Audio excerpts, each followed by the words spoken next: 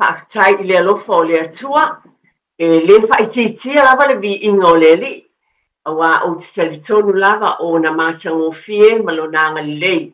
Nō whai fu te mōle nei awa no tā wale nei tai au fōu mo se whaapoponga o te tātou por kalame, mo mwai le nganga fie fie ma le whaalolo tele lava, I le swafa man malo Yesu Keristo. E whaafelo e tuai, I lo tau pa ia man mamalu Samoa o fia lava o lo whaapenao na e mafuta mai ai, e ngata I te tono o Aotearoa nei, ia o tunu I whafu, tātou o tunu pele fo o Samoa. Haftai tele lava I awa noa ta pena ina e le li, ia e tātou te mafutai a wala le tautua, ala wala leo le nei o le Radio Samoa, ia whaafutai, o le nā mai le tae ao lava I le amataina mai o le tautua ma le sunga le o ia tabai, a pena foi ma le tule mai foi le tofai a tia, ia o nawa vi ia le atua, a pena foi na whaafelo I atua I ma le whaaroalo au ne le tina, e pi ia mātu ia te ila ua, le nganga whaafutai lo tātou ta pa au le langi, ia e mai se foi le whaafutai le mawhai o no tau talio I mātou, I te tono tau maota malao, ia po fia lava, te lava whapena na e mafuta mai ai wa ese I tātou uma. I no fuanga, lo o lalam papa awai, a lo whapena o na tulilo ina pea lo tau seifua ma lo fo I ola I le anga le leo lo tātou tamai le langi. O lea whaafelo I e tuai ma le whaanol tele pa I maulongo o tātou watino, tūlanga wha lupe o le tātou watino I maua tele se I olava I maua I le au whainga luenga te tofi, le atua I whatawhai tau langa fia, mai se fo I le au whainga luenga o malolo manu malo mai, ia e whapena fo I nai o tātou tua asina sina, pa ia mal mamalu o le tātou watino, tau sanga I tele sa au tau tuai a wale atua malana ngā luenga, whapena fo I tonu I ainga poto o nisi ua, whapena o na o tau, iai te tonu o maota o tangata mātutua, tonu fo I o maota malao I le nei lava tae au, Hafelo I atu, le mawhauna whaangaloina mai te tonu foi. O le te le ia o lo tau sao. I te tauno o tātou ainga o mai lava I le nei taimi. Hafelo I atu whaaftai o maua lo tau soifua manuia. Ta mama tina mātua umalava o tau ainga malo fo I ainga. Tātou te tu whaatasi lo tau whinangalo malo loto. Ta fo I le vi inga I le atua. So se tasi lava. Pela fo ona ofa ia te vai sata I tase ona o le porkalame a ainga. Su e malo mai ainga li to tele tu ua lo tātou o tunu pele o Samoa. Pe o winga ia e iei leo lama. I o lo o iele manuia fo I Samoa. Ai pe ona ofa ia tu. O le to tele ia o e fai malanga mai inu e se pe ona iei e New Zealand, Australia, Amerika po fia lama. Ia e whapena e tuli loa lava po fia ma waile manuia a wala mai lea lo fo le atua. A leo wa whaamanueina le to tele, pisinisi ese, u whapena fa ona tātou, a watuele manuia isi o wa ale mea moni, wa a vea tau pisinisi I mawhalifai ngā luenga u whatuina e o tau, I le alofo le atua. O le na u whai ngā luenga isi tangata, e le o tangata Samoa umafoi, a le na wa iei nisi o pisinisi, o ngā lue fo nisi tangata o nei fo ia tunu I New Zealand nei, whaftai tele lava, o le tau le leia ma le manuia ia te o tātou ainga umalawa na. Pe o te tuli lava le vaenga tau o na o te loa, e moni ma wha maoni. Tau le leia le ainga ma wha eina, ia e wha pēnā. Tulai mai foi, o nisi o tau wala ma tātou whanau, o tulai mai te tonu I ngā luenga I tonu le whai ngā malo, o tonu o whia lava. Company ese e ka le sia wha eina, ta lai le tala le leia le atua whapena fui o nisi ngā luenga wha le malo o ngā lulue ai. O manuia ia, wha eina pe ona o watu, a wha eina tangata anu Samoa. O tau walo ma tātou whanau, e tau le leia umaya I tātou vi ia le li, e o walawane I ngalo, e fo I le vi inga I le atua. Mai se au pito matua e o lawa I se au pito I titi, whawhelo I atu. E talo fo I le netau I wha mai se le atua. Wa o te talitonu, o lo iei nisi o ainga o futia le au pōsa, o na o le wala au pa ia le atua. A le te talo lava a tonu I whapena ina uma I tātou tonu o tō ainga ma lo fo I whale. E tātou te manatua uma lava o tātou tangata. ai mai se le whaamaisenga le atua i nisi o whitia le au pōngsa.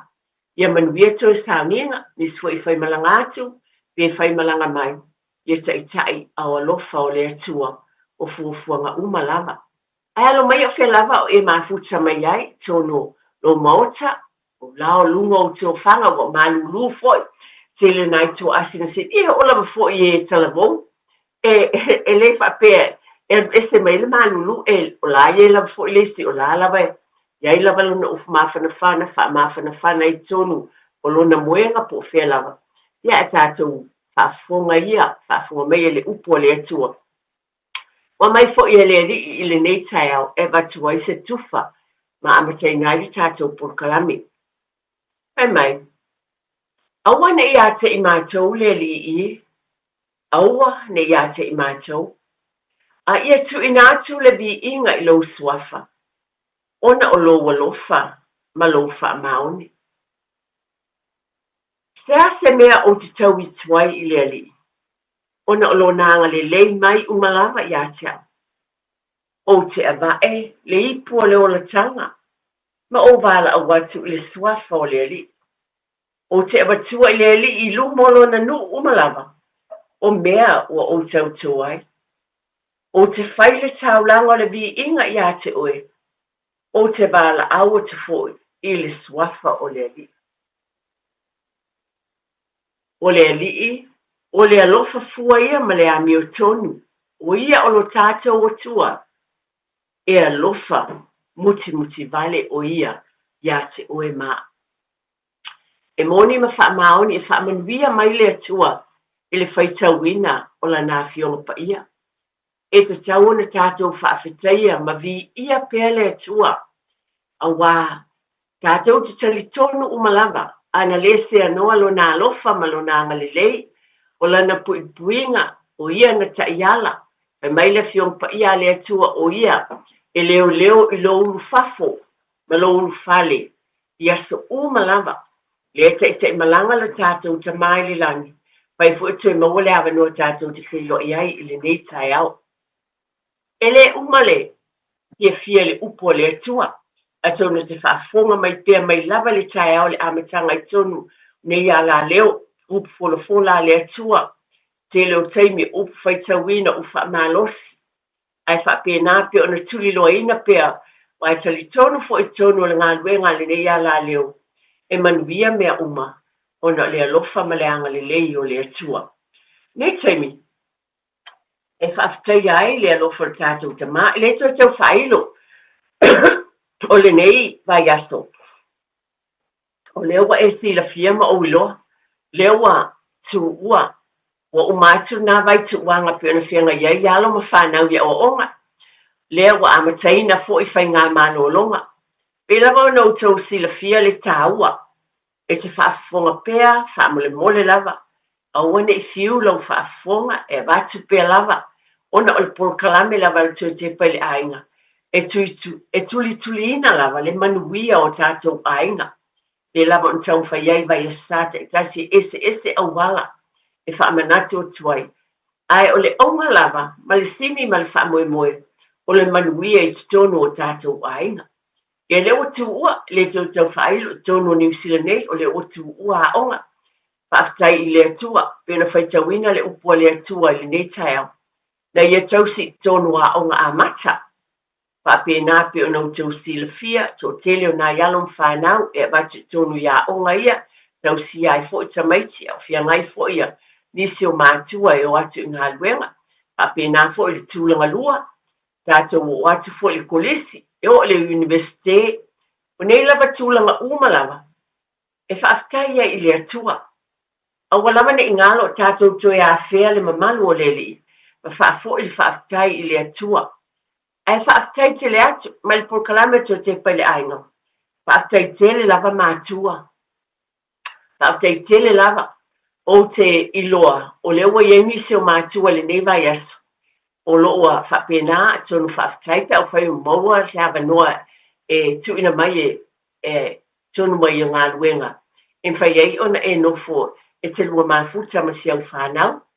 Ia whaaftai foi a whai wale ai, a lo iei e nai mātua o mātua. O le mele le o tātou ainga tangata anu Samoa e te alofani te leo taimi e whitausia e foi. Ia po le uso le tamā, ia ngana whapeutania le ta ue tātou, ia o le ankol ma le anti, o ai, o tangata i foi leo tātou ainga pote o tātou ainga o lo fsoswani mai. Haftai tele lava, a pena fo i nai mātua, grandparents po mātua. Whawhitai tele lava, a wā o le nā fo o tau fsoswani, e ainga o lo whapena peona o batu, ese uma ainga e le tutusa. Ai whaafitai o le mele e te tau en tātou whaafitai i le atua. Ai o oele nā o lo e fsoswani, o lo whaia le ngā luenga, o lo manuia ai le whanau le vaenga le nei taimi. A wā asa taimi tā ua fo le taimi o le tuuanga. E le whaapena le taimi e luai le tama le taimi le tau whaailu, anā lo whaamanatu lava o nai silfia.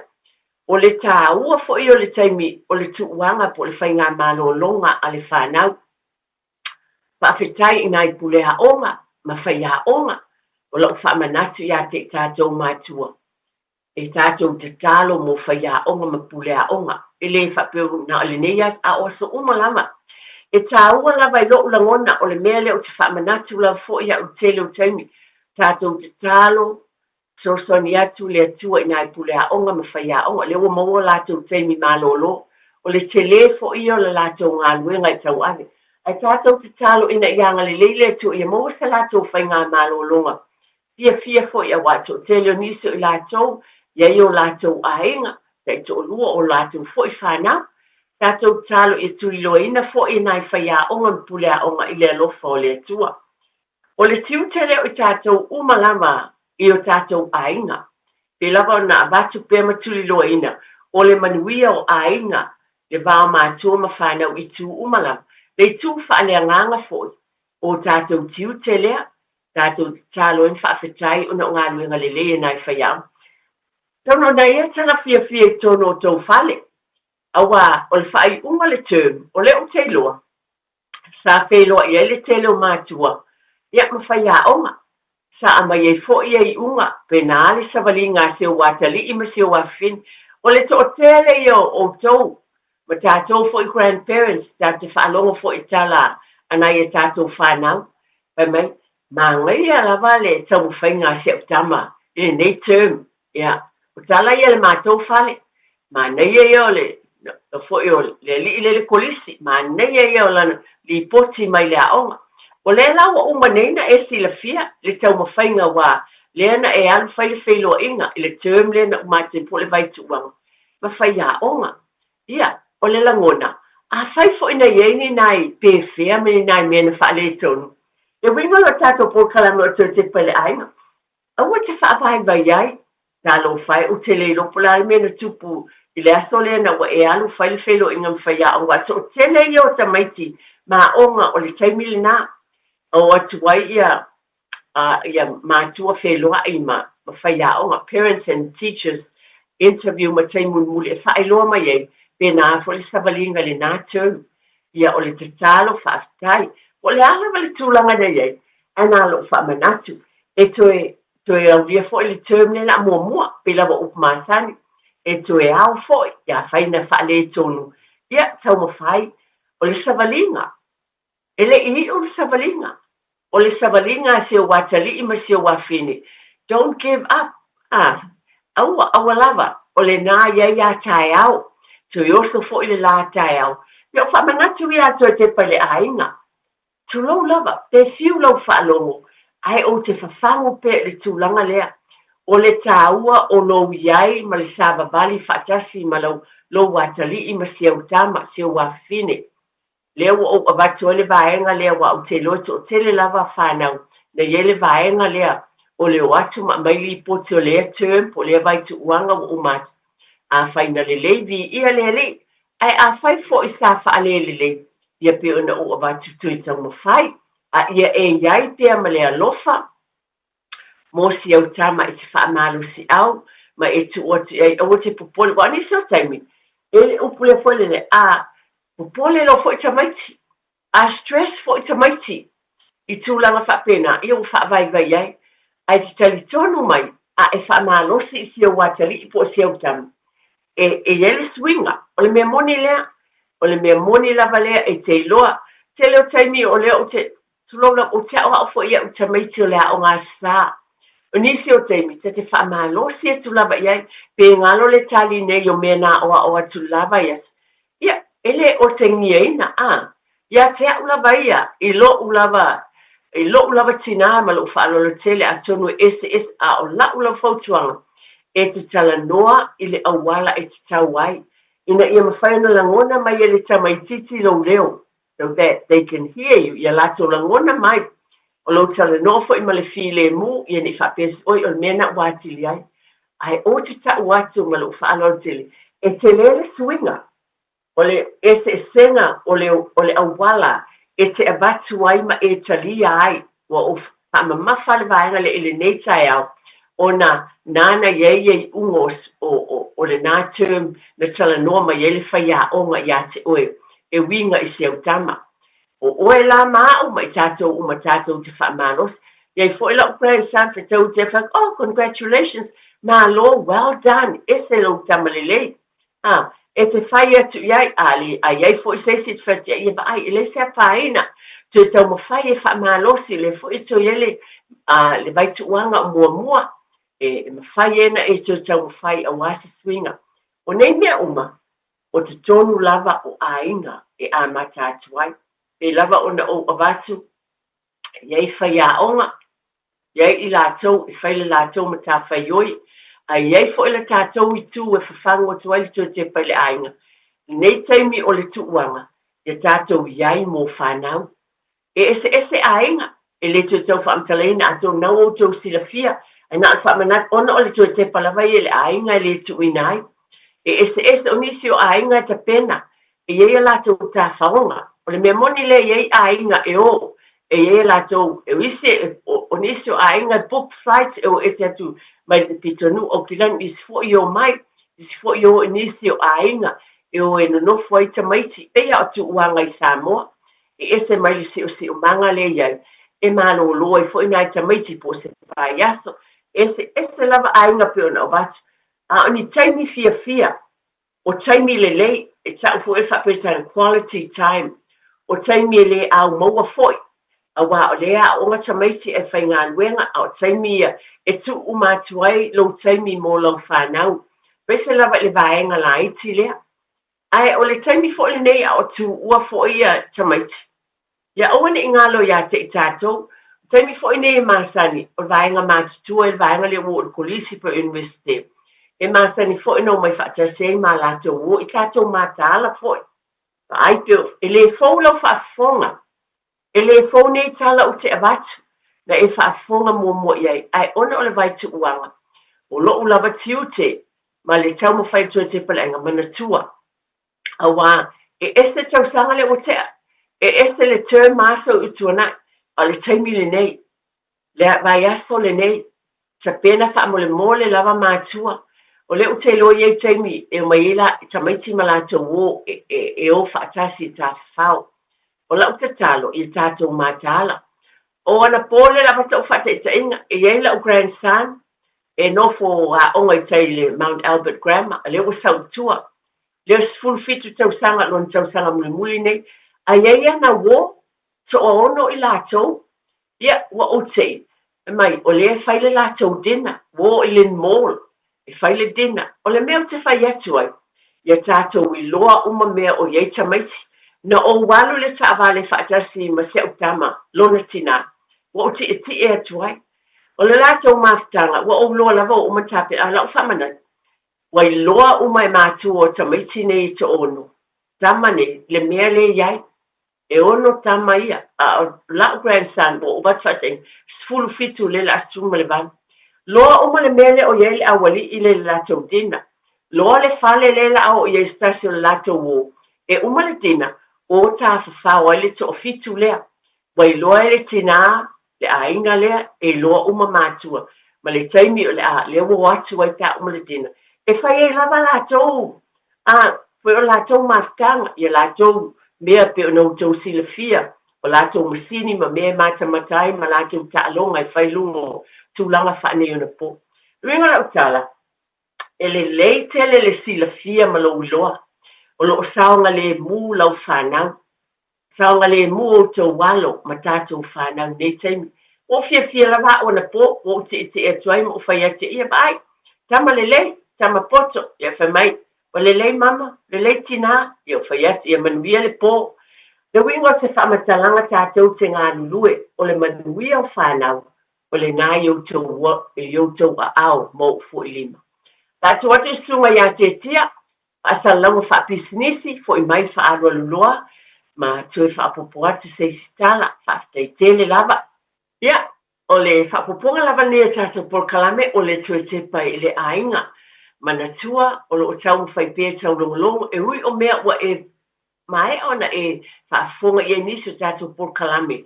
Ai o tali tonu e fōu wāsa oma, o le taimi na utuanai, o nei fōu amataina le nei vai asa fōu, e ese fōu i la le nei vai tau, e ese fōu i ainga, ta maiti fōu i ma le swinga wai ese umalava, ia whaatinonga i tonu o tātou ainga. Le ala le tau whai ai pēr e whaamanatu pēr ona o watu, whanau ia, no o watu whataita inga na pō i le awali ia, sfulu fitau sanga ia maise o lātou wō ia i le aonga. E tāua te lele si la fia e mātua. E tāua foi a whai e o foi ta maiti nei e watu whatasi ma e se lātou mawhtanga whapea. E tau foi na mautinoa. Ia o tau tātou mautinoa lava. O le asa ta wale whioa iai. O le tangata le se ave e ina i le taimi lea o le aoa i le ainga lea ma mea umai. E whapena o na iese lai sene o tangata avta vale. O se tama foi po se teine pe awha o tene o tama le awali ia. Ai e la tau te loa le malu puipuia. E soani leisi. Mai tasi le vaenga a whai foi pe te o manatu whape a mai ale mea lea. O na o lea pe o se whapotonga o inisi pe o se tifanga. A sai na watu la utala. Tasi le ne mea ia o ina i pēr ma whamanatu i whanau. Mana tua foi, lea, o tau ai foi e nisi o taimi. Lea, e na tupu ni usila tau sanga atu, ele i tua, le te pa e tamale nei le tono le whaitavale, o le bus stop, whatali. E iei e o nisi o tamaiti, ma nisi o vai, foi pe e to tiling, e wata foi le tau whaamisa atu. Tasi lea whautuanga tātou te ave i o tau walum tātou whanau. E meise la, ia, e whaipula o tala, e meise tamatama. Ya lo tama. Ai nei fo yes. O le fo tau sila fia fo wo fo te mai tai. O la tau fatino ina fo. O nisi o winga fo le. O le atu afa atu pule misa matulang fa pena. E ba ai ya o ina ya lava on sa il fanau. De fa pel fanau a le talia tu ya in fa pele o pala ai. O la lava le fo tuanga e fa ya o grandsons. E le fa pe a e talia tu in fa pele ya. Fa pele wa e pala ai ai le ai. Nailo inalo wata mai e te pui ia te oe masavali ang ese mai walk away pa mawina lo taimi ai sila fia saunga le mu o ki tala no pea lava le nei mea ta mole lava o tātou lava tau mo whai le taimi ne o le tu ua o leo o te tonu na eo tau walo na te whaafonga mai i taimi o le awa i whale o le awa i la tau lava pa manatu ia saunga le mu, ia e sila fia le fale o lo o yelo watali i lo wafine. Le fwa e a tonu na whamana te le lopo o maua stene titi lea, le iloa lava o te le iloa iai, a whai o maua whaafitai. A lewa e sila mtato ba ai iai. I tūlanga o iai nei atunu, o lewa a toa ele vai aso, o su e lava le nei teine o te le iloa lapo o maua. Ai o se whaata ita inga, ma mea o te tupu, mole lava o nisi foi e awane i whapea e le manatu ma mafa iai le ai i tātou feelinga ma i whapea nā o na tā pena le leo tātou ainga a o a o le whanau ina i rātou no foi le tali e tuai pe a whai o tali ai a le ai sabali ese mai ma le mele o tupu mole lava i e o atu mātutua whapea nā foi i tamaiti e tasi mea te lava o na abatu e tui whamanatu, nei teimi o tuuanga, ia, nai e sila fia iei teimi a ofo i tamaiti ia e loa, mai se lava le tūlanga leo te whangua i pea, ia e mātaala, le ngata fo lava na o tama teine a le o esi la fia wo fo tama sexual abuse tu lo lava le ngana o fa pe na tu langa matanga il va o tama ma tama tane ma teine fa na tu lo ale meta utala ia wa le tupu me ia tatou te matala pa matala i tō walu teine ma tatou whanau e o tama o ese ai loni winga fa pena po se asa whanau po se pātio iai po sulang ia vana na matala mo ese mai matulanga lea tatou te awao e avatu la fautuanga mlo whaalolo tele lava ona iei men tupulena o whai atu safal pui pui tama latou whaoina ia tulanga matanga fa pe ialo teine o lea tatou tulou lava le whaafonga Samoa upu tu usao ona o lea lofa awa o mea tau tatou matala iai le foi o tau sila fia nei taimi ele o pose lila vatu peva ai ilunga o latou masini na whaonga na fo o whaonga ina tangata whaavale valea ma winga matanga whaonga ina fo ina tūlanga Patino ai o ni winga matanga whapena tulou lava le ngangana ai o te whaiat o mea na o te tup tala noa i o te walo te maitai tūlanga whapena wa o lo whaonga ina fo i tangata i nei tūlanga whaneona po au wala whapena e whaatino i nai i o winga matanga tala noa atu ai ma le whaalo tele lava i le nei tai au o lesa mole nei ole o batu lo tale lesa mole nei ole masino o Iulai ia o sui fo tatou kalena e batu lo whamanat o tango fo ia lo kalena e o lo kalena ia ese lava tūlanga e manei fo o le kalena o la u fautuanga e manei fo le tatou o mai tele yo fale tusi a keusiano e mwhai na whaatau mai ele kalena lea e keusiano o le upula o le masino Iulai ia o le upu masani ai te le lava seaunga o la u fo ila te talo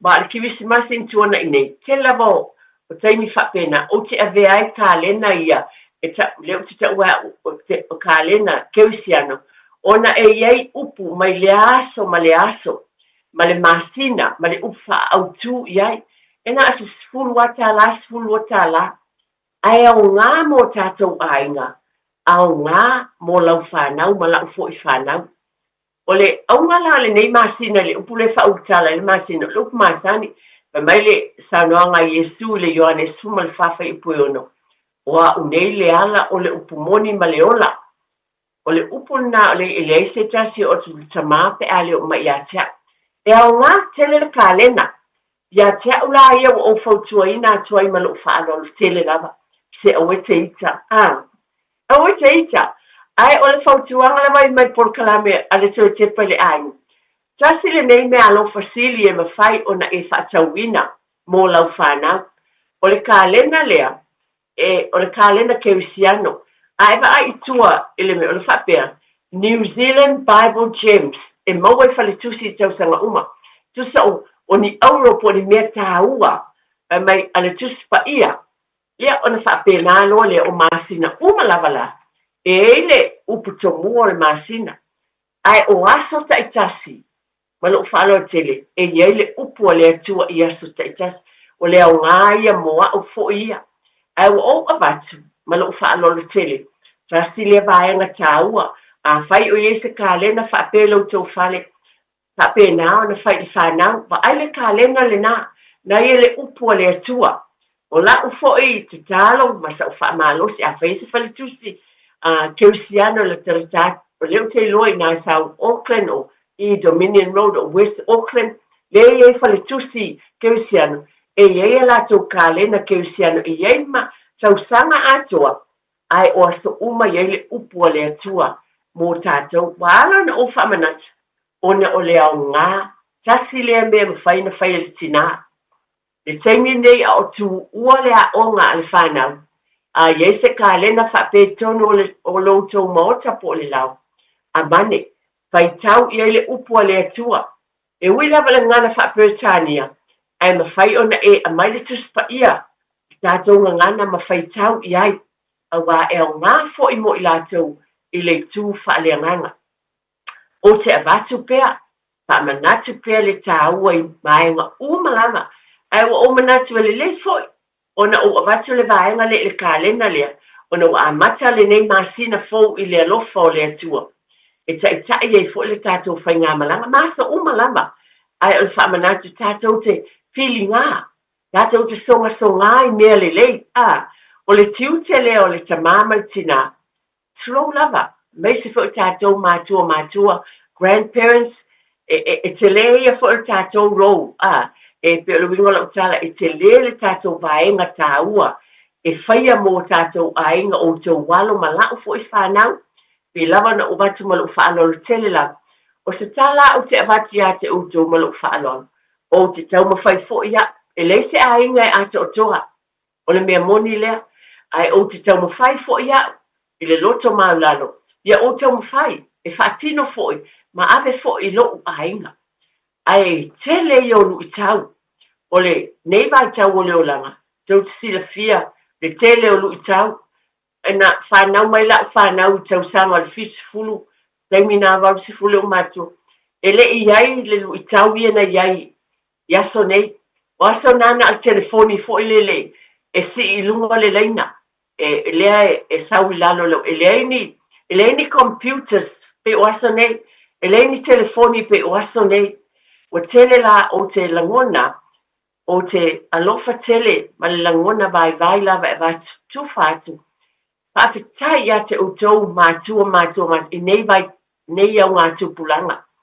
E le iai nei lu tau ia te au ia o vea o matina I teimu talabola o whanau. E le iai to e ngā telefoni ia ma isi tūlanga ia wai nei pa nei o na po. Tasi ale telefoni lea e tau le main line. Ia pauna telefoni a tatangi ia na e le se si no ai. Na il pawale me o whaonga ina le vili mai po mea te tau. A o nei o na po, o le te le ia o lau tau ngā luenga mātua. Pawhitai tele lava. A ia tātou mātaala I nei mea umalava pe o na o avatu. O I o lo awala mai eilu I tau I te tonu o tātou ainga. Ai ese uma ainga. O le ala fo ile o te talitonu o lo ia te utou. Le sila fia o le poto ma le ata mai. E mawhai ai o nau tau o ina le whanau. Tia wha mole. Sa mlo whianga tala pere tātou telefoni. Pe iei se fia wala au mai. E tuwha mai I sona fo I whina ngalo le nei tai au. I tu uanga le whanau. Pe iei se mea mawhai na whangu mai. A lo tele mea o te manatu e tala no atuai. Ai le lei pea wha mole. O le tātou polkalame o le tue tepa le ai. Mawhai na e wala au mai. Na ia le tātou numera maasani tolu fitu silima I batolu. Te whaasoa mai ai. Ini mea tā ua te tauna mata I tuwina. E malu pui ai le whanau, mani mea le lei, e mawhai na whaatinoina pe o nau tau sila fia, o na e por kalame whaatatia, anisi o e kālesia. A wā awane e whaapere ufo ele e whaiso o a, tamait, it's boring, e whaapere tani e whaapere, wale e se mea e whaatutu mai la tau taimi. A na e mea tauna whaatawaina, e na e por kalame na e whaatino e kālesia, e fo por kalame pito nuu. Iei por kalame whaatinoina I tono le library. Telo pito nuu fo ie. Iei por kalame temine I tono library po. Pai le council.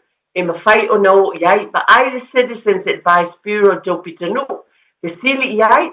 Wani por kalame o lo whaatatia. A e fia malo lo fo i. Wai le lei. Beona o whaiat. O taimi taua. Ai pe o nisi o temi. Wale maasani fo I mātua le aingo whanau pe mo I le haonga. Ai pe iwa. Ese fo I. A ele te me te fia malolo ai, a ve tamaiti por kalame ia o whatatia.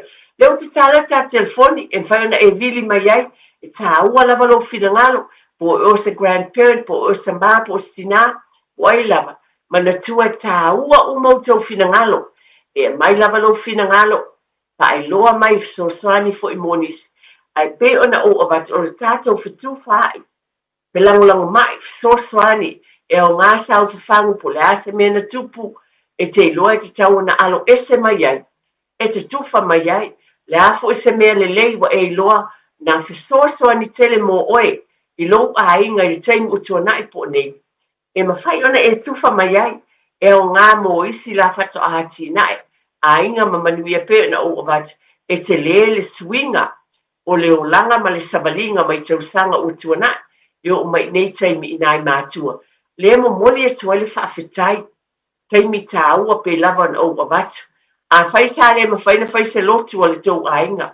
To e alu fo le vaenga le taimi o tā lofa lava. Tā lofa la sunga sa sua eti. E o le swafa ma le whaalo alo. O lo nise. O nise whaafetai sa no mai o le tina. E sili o whaafongato le tinu o whaanomo. Nei e lau fautuanga. O lau hoi na fautuanga i lau whanau. Telefoni e mobile. A ole tu ua i ta maiti. Leanga ua ai mo whaalongo. Tele mea le manuia i e sauai. Ai taunga whai a o a le whai tau le suspa i e ta maiti a so uma. Ma a o a le ta talo. Ia i roa ta maiti o na ola ma ta tau le atua. Ai o se ta ngofi mea o lo ule fia fia i e mobile. Tele wha ngā te fungina. O na o leo te i roa te lea me le manuia i ta whai. Ai mo whaalongo i ai. Ai ma ngā nei a lau whautuanga ia. Ia i roa i fo i tina, uma tātou tina. A tātou whanau e o le me ta tau na whai. A o i ola mata tau i a tua me tō anga i whai tau tu spaia. Mata taro i ali. E mau ai wha manuianga o la tō wola. Ia ola o tari atu le ma whaaso atu fo i lau. Ma tā upu mata ngō fie ni nei tā e ao. Alo whaatu mo lau sunga e ti. Te tele lava lo nise ia o whautuanga lava. Peo na o vate o tātou whitu whai. Tātou te alo lofa i o tātou ainga i a tina e le manuia. Tā ua fo le whaita wino tuspa ia ma lea o ina o whanau. Peo na o vate. Le tana no atu so o ia. Tō anga ma whaafitai ave le whanau tula i mai aso mōmua. O la o tala, o le vai aso. E le tele la o vate wa mea moni o letu. O na e si la fia ai lea. Ma e langona mai le leo o tau longolongo i pia i le tāua o le tātou iei ma le o ina le whanau i le ngangana ai le ngata e leo o le fiongpa i a le atua. O le stofin tuana i nei, a tau le tau sila fia. O kai le spo le so lulu o le matangi o whai titili pe lo longa le na tupu ma iei whaafi tāuli nisi o tua tātou nisi. Ma tau pito nu i nei au kila nisi sifu. O lu mo le mātou whale, le me moni, e ei la au le council te te lela vai tūlu mo le mātou whale. Wa nisi o taimi, wa mai tau sanga i tele, e to ulu la lao la au, le talata mai le mātou. Ona o vili lona le council le tai au le stofi, o sauloa, ona o au, o le memoni ta o tele ia, ata mai pe o te lo le whaingo tūlanga whanei o le pōle tele o taimi, no foi lungo le computer mtūlanga, o la ulava me wha o le telefoni. I'm real old fashioned e me la whanau, e ula tamai te whanau, i le masa ni ei nei mamau whale a lupo, ia bai, ta oi asi matou nu, ai le lo whale a lupo la i fo ia tele o telefoni. A le tala o whaiat, o sauloa, bili telefoni, ono le matangi nei, o la le la au, ma wa ova ai, e ele la tele o le la au, o whalala mai le matou whale, ua mango, o lo manatu i te i lava, ua ngau mai lunga le matou whale, o sauloa whai le telefoni, tulo lava le mea moni, ono sa, wa o le telefoni le Auckland Council, e le se talane moni mal wha maoni, lo wha fonga le, lua se fulu tolu minute o unofu, e o tau ki le mea fo i le wha o lai, e la se itali mo mo le wala au lea, ta lo wha lava. Hello? Hello? Se whamura mo le a fia mo ngu me lare. Ia.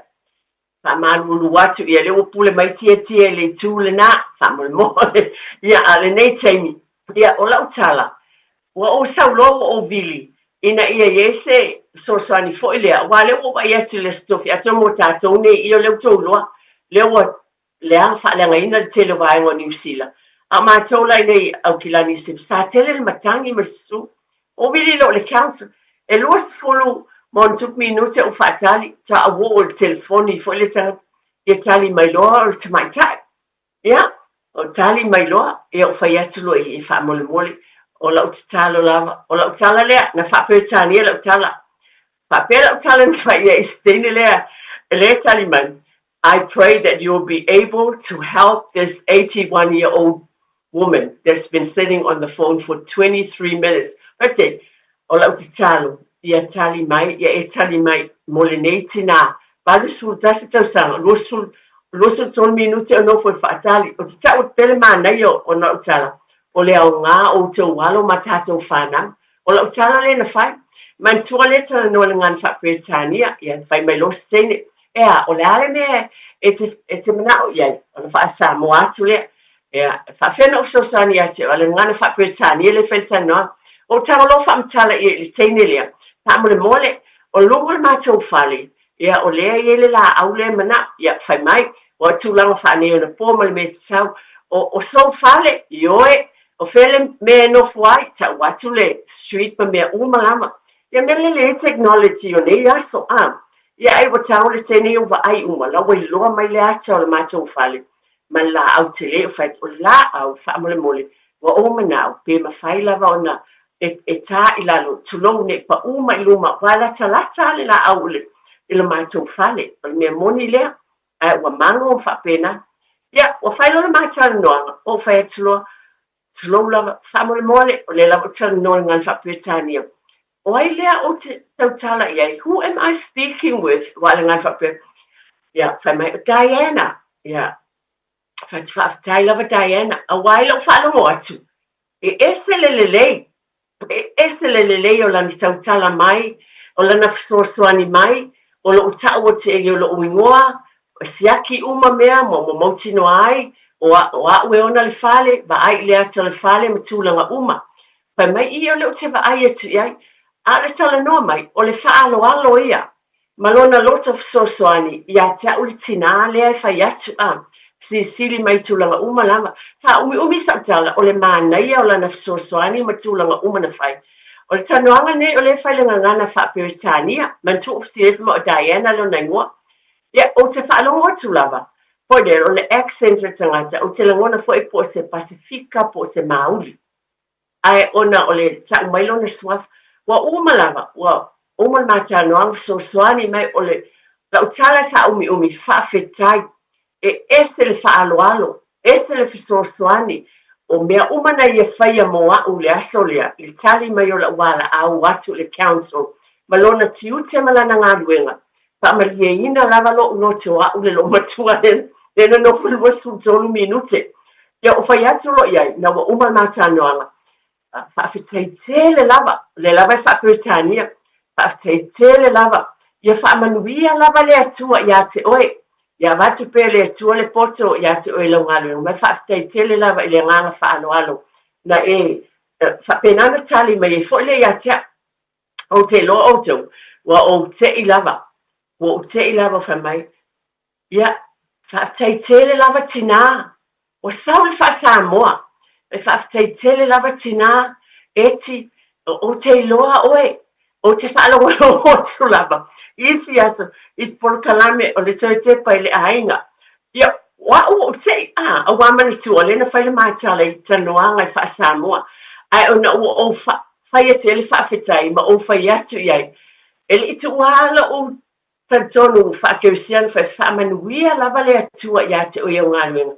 Mai whaafetai mo le tali mai ele nei tina varusu tastau sanga, o lo mana o mia le fsosani, o tala moni ai ena whai le teine lea. O te loa, no utangi le tae au na aisea, na langa o mea ia le masani no ta whai atuai. O le awa o tau walo ma tātou whanau, i le whaano walo, o le ngangana. Ai mai se fo i moa ue lo umimita, awa i vai aso te tua, na whai e tātou por kalame le no whai atuai. E te leiloa ta mama tina, po si tama po si teine na te usu le tae au. E ave le ta vale, o ia o se fai fe au, o ia o se loia, o ia o se ensinia, o ia se fai, e moni lau ta, a le teini, o tau walam tau whanau, a whaafonga mai e o tua a, o lau te talo i whaamanuia le atua, a le na tali le atua, o le alo Samoa, le na tali mai, whaonga ina le atua sosoani nelo o matua, o te abatu, o se testimony, o le e taua tele, ta ilo ia i se sia, ai moa uia, o lo o tautala mai ele tāua o ngā luenga a mātua, o le o ina o le whanau, i le ngata i o tātou ainga au le lotu. Te o whapea mai lana tala, ia ua i e tāua, he o mai, o te loa lo na ainga, e tupunga mai ai ainga o te pale au ye sunga i whawhiangainga mai lato umalava o leba tasi fo i ona ainga o le whaifi au sa whaifi au o tu malo tu nei no shore lea le vanena maliwa o ainga i o le ta mai ta a le winga la whamatalanga wo o avatuai whawhitai mātua whawhitai e le ngata i mātua o le teine lea no o vatu ai o tau umalava whawhitai i au tau ngā luenga le lei o le winga na por kalama to tepa i le ainga to tepa i lo ainga o le fatu le nai te tō le taimi le nei o lau tala noa o lo whaamanatu le lotu a le watu ua onga o le nā wale te whaanatinatia le fiafi nā wa iei le taimi e whai e le tau lotu le fiafi a whai sale i whaia ma lo whaaloalo a vane asi na taimi Mai asi na taimi whai sau tau lotu manu o maua le whanau le whale i nei vai tau le fiafi o tu ua onga i o lau te talo Ye se o ngā por kalame tu te pai le ainga le nei vai aso moe mana tua le kalena nana whai e tuai pai mwhaina e alu se whale tusi na e kalena na i le upo le atua i so uma ma la utawa le wa avatu le whaafitai tele i le nei halo fo i peona ua vatu le atuli loa ina e tātou por kalame a o le whaalo alo o le ngangana o ina o loa i le tala noa mai le nei teine i le aleta noa ngana whaaperetania ai ese le whaaloalo i ona langona mea umana i e fisosoani mai ai i atea. Ai muli ana i o le alo ma le whanau a tātou tangata anu Samoa. O te talo, i e whapena, pe lava na ua vati leo tau malolo, ai manitua pela o tala le whai atu fo, e tātou te talo pe ma ave o tātou ainga. I ele file mu o le li, whaftai tele lava, tala ne tina wa yese whaale tonu fo, i atea, se up wala avale lau whaafonga tāpua i Samoa, se whaamatalanga o se la fwa i nu le aina. Ia e whaonga ia o mea o ngā, ia wale manuia o tātou wainga. Ia, ia yele file mua le li, i le ulfafo ma le ulfale ne as, ma ia manatua, o le atua, o le tamā ia o ainga umalama. Hamanuia le atua i lau tau whātia tia, ia mese le au whainga nuenga umalama, o lo o tau tua, e a wale tātou watinu, ia le file mua ma le atamai mai le atua, pati noi nai o tau wala a wina, ia o le tatalo, taita i atu lo tau soifua ma lo ola e nā vai aso, sai ma lo na fina ngalo. Ia, so ia fo leo si whaapoponga o tātou por kalame o le tue tepa i le ainga, a ia soifua ia ma ia manuia.